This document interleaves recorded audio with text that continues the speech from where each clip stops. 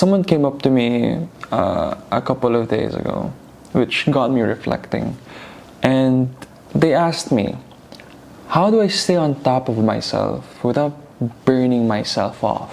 And to be honest, it's not until recently that I really had an answer to that. I used to overthink and even overwork myself to a point of crash, and it's no use. But I figured out a couple of tips and tricks, per se, of what I can do, which I think anybody could do, to help them get off that burnout zone. There was a time where I thought success was to always work tirelessly.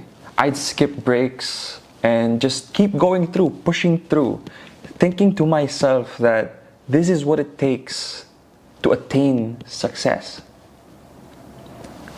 But you can't pour water from an empty cup. Trust me. I've been there countless of times. So, that being said, I had to shift my paradigm that working harder does not mean success. Rather, working smarter is that key to success.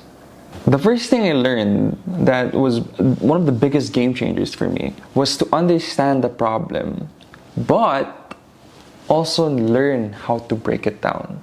They all say that for you to solve a problem, first you must understand. And that's totally right.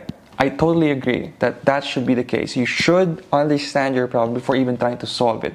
Because if you don't understand the problem, chances are you're not going to solve it. But to make it easier, must always break it down.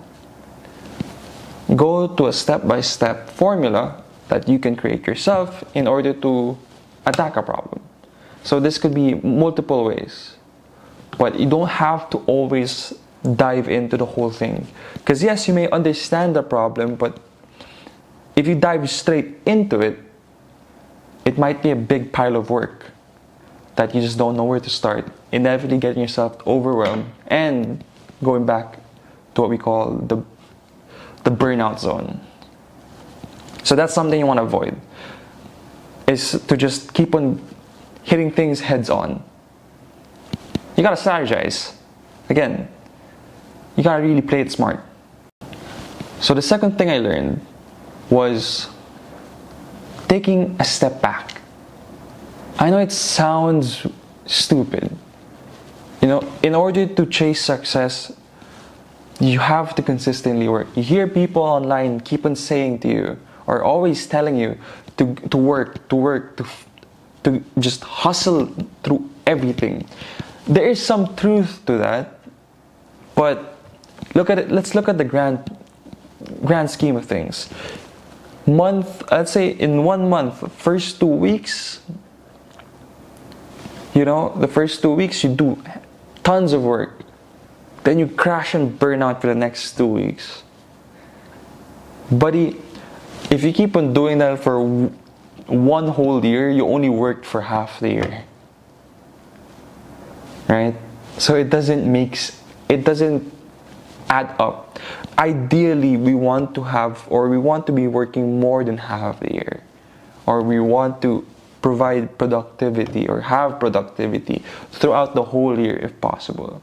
But in order to do that, you have to reward or even just take a break.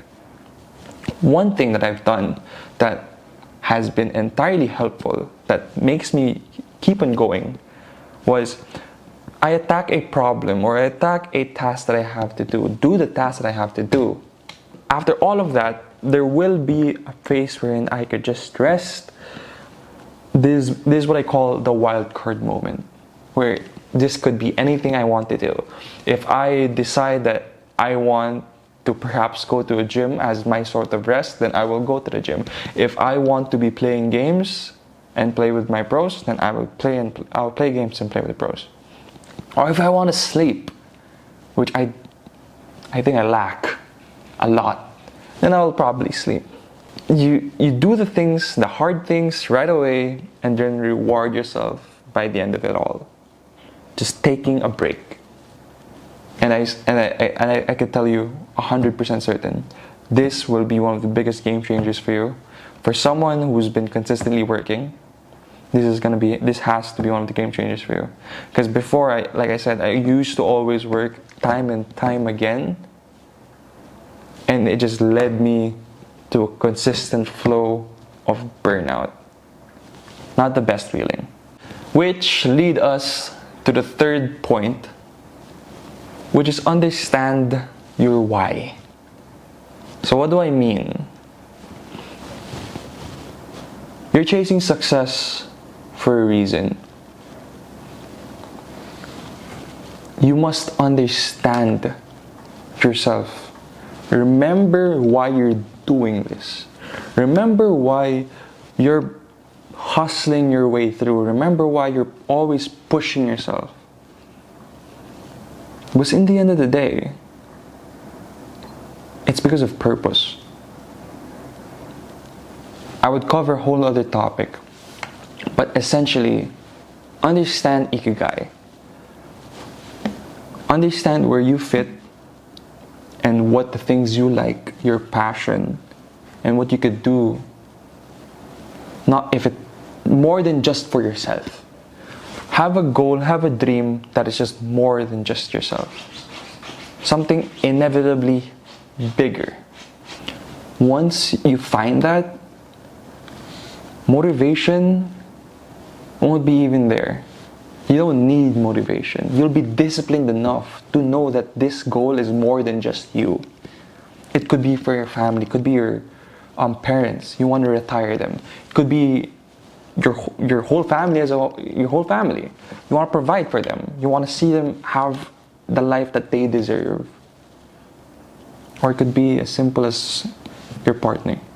You want to give them everything. Or it could be something bigger. But remember your why, as that will be the sole reason to keep you up and the sole reason to keep you going. Alright, to conclude everything, 1, break it down. Understand the problem and have it sliced into pieces, then attack. Number 2 is to take a break and don't feel guilty. This will just add up. Dedicate a reward system for you where you do work and you reward yourself for that work. And then 3 is remember your why. Remember why you're doing this all. And if you don't have that sense of purpose, find it. Before even trying to pursue success, find your why and remember it. So, now all being said, I know the journey to success is absolutely hard. I'm not even there yet myself. But I'd love to share these kinds of things to you all, as it helped me, and I wish to see more of you guys earn your own version or to achieve your own version of success. And always remember, right? Success is different for each and everybody. So go chase your success.